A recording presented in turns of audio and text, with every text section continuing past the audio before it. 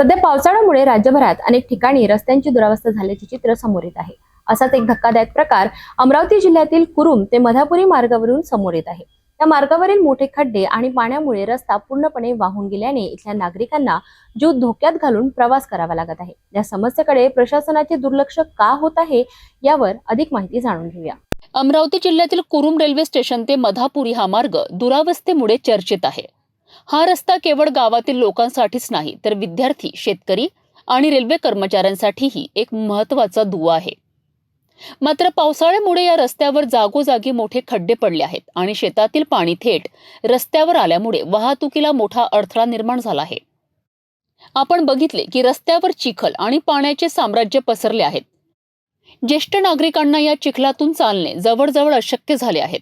अनेक वाहने या खड्ड्यांमध्ये अडकत आहेत, ज्यामुळे अपघाताचा धोका वाढला आहे।